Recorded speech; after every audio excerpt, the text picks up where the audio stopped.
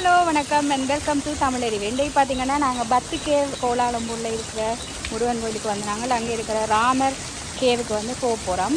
அங்கே என்ன உள்ள எல்லாம் இருக்குதுன்னு சொல்லி பார்க்க போகிறோம். வாங்க பார்க்கலாம்.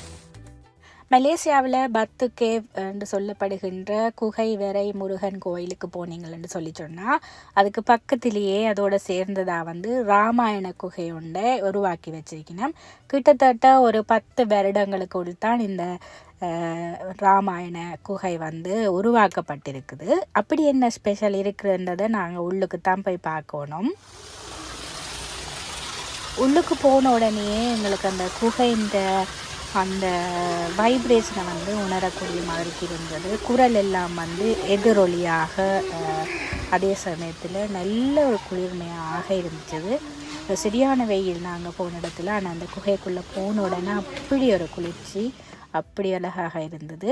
இதில் ஆரம்பத்தில் இருந்து வான்மீகி ராமாயணத்தை எழுதினதில் இருந்து முழு வரலாறும், ராமாயண காவியத்தின் முழு வரலாற்றையும் வந்து சுருக்கமாக விளங்கக்கூடிய வகையில் வந்து சிற்பங்களாக வந்து இங்கே செதுக்கி வச்சிருக்கணும். ராமாயணத்தை பற்றியோ இல்லை ராமகாவியத்தை பற்றியோ தெரியாதவங்க யாருமே இருக்க மாட்டினோம். ஆனால் குழந்தைகள் வந்து போன உடனே வந்து ஒரு கதையை வந்து வாசித்து அறிஞ்சு கொள்றதிலும் பார்க்க, ஒரு சிற்பங்களாக ஒரு சிறிய குறிப்புகளோட கொடுக்கைகளை வந்து அந்த கதை வந்து அப்படியே அவன்ற ஞாபகத்தில் வந்து போய் வேறு ஒன்றி நின்றுடும். அந்த அளவுக்கு தத்ரூபமாக அந்த கதையை வந்து அழகாக சிற்பங்களாக கொடுத்துருந்துச்சுன்னா, மலேசியாவுக்கு நீங்கள் போகும்போது இந்த ராமாயண குகைக்கு வந்து நீங்கள் போகலாம்.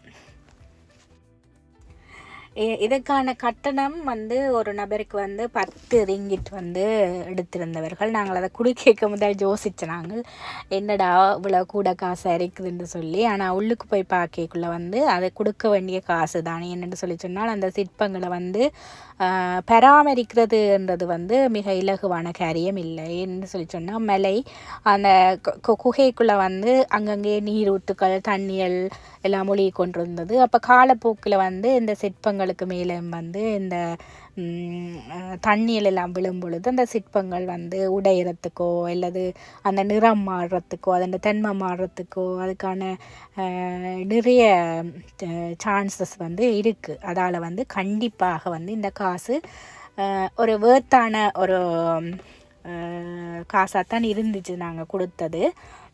நாங்கள் இதுக்குள்ள வந்து பார்க்கக்குள்ளே தான் எங்களுக்கு அந்த வைப்ரேஷன்ன்றது வந்து இருக்குது. உண்மையாக இப்போ ஒரு வெளியில் ஒரு சிற்பங்களை வச்சுருந்தாலும் அந்தளவுக்கு எங்களை வந்து இழுத்திருக்குமோன்றது ஒரு கேள்விக்குறி தான். அந்த குகைக்குள்ளே வச்சதாலேயோ என்னவோ தெரியல, அதோடைய அந்த அழகும் அந்த எதிரொலி, இப்போ நாங்கள் கதைக்கிறது திருப்பி கேட்குறதா இருக்கட்டுக்கும், அந்த எதிரொலியாக இருக்கட்டுக்கும், அங்கங்கே அவைகள் வந்து கொடுத்திருந்த அந்த வர்ண விளக்குகளாக இருக்கட்டுக்கும், எல்லாமே வந்து பார்க்க வந்து ஒரு ஒரு புத்துணர்ச்சியையும் ஒரு வித்தியாசமான அனுபவத்தையும் வந்து எங்களுக்கு தந்துச்சது. கண்டிப்பாக ஒரு வேத்தான ஒரு ஒரு குகை. இதை நீங்கள் போய் பார்க்க சந்தர்ப்பம் கிடைத்தால் கண்டிப்பாக நீங்கள் வந்து இதை போய் பார்த்துக்கொள்ளுங்கோ.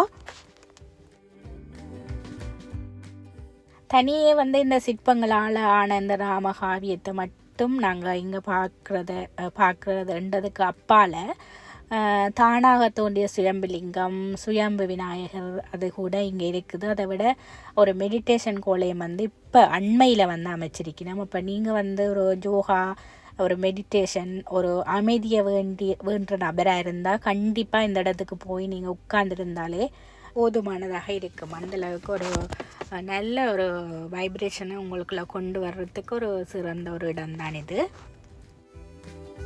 இதுக்கு மேலே வந்து ராமகாவியத்தை வந்து இவ்வளவு எளிதாக விளங்கப்படுத்துகிற அளவுக்கு இந்த சிற்பங்கள் மூலம் ஒரு கலையை வந்து கொண்டு வர முடியுமோன்னு கேட்டால் என்னை பொறுத்தவரையில் ஒரு கடினமான விஷயம்தான்.